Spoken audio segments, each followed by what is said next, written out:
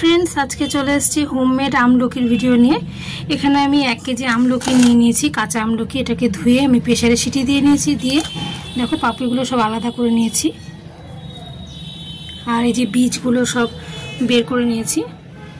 এখানে বেশি কিছু উপকরণ ইউজ করব না, অল্প কিছু উপকরণ দিয়ে আমলকি বানিয়ে নেব। আর আমলকি খেতে খুবই ভালো লাগে, আর এটা শরীরের পক্ষে খুব উপকারী। তো আমি প্রায় আমলকি তৈরি করে থাকি, হোমমেড আমলকি। তো আজকে তোমাদের সাথে ভিডিওটা শেয়ার করেই ফেলছি। এর মধ্যে আমি দিয়ে নেব 1 চামচ জিরের গুঁড়ো, দিয়ে নেব একটি জোয়ানের কৌটা, মানে পুরোটা জোয়ানই লাগবে, এটা কিনতে পাওয়া যায়, 5 টাকা না এটা দোকানে। তো এটা গোটাটা দিয়ে নেব। আর এর মধ্যে দিয়ে নেব অল্প একটু লবণ, যেহেতু লবণ দিয়ে আমি সেদ্ধ করেছি তো অনেকটা লবণ থেকেই গেছে এর মধ্যে, তো আমি অল্প লবণ দিয়ে নিচ্ছি। এটাকে মিক্সড করে নেব।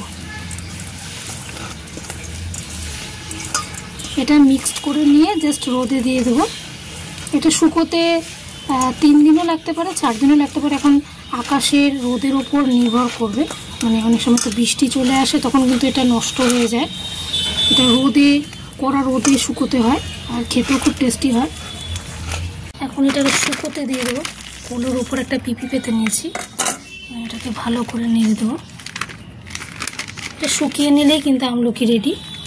তোমরাও বাড়িতে এটা ট্রাই করতেই পারো, হোমমেড আমলকি। সবাইকে তাহলে টাটা, সবাই ভালো থেকো, সুস্থ থেকো। রোদে শুকোতে দিয়ে দেবো।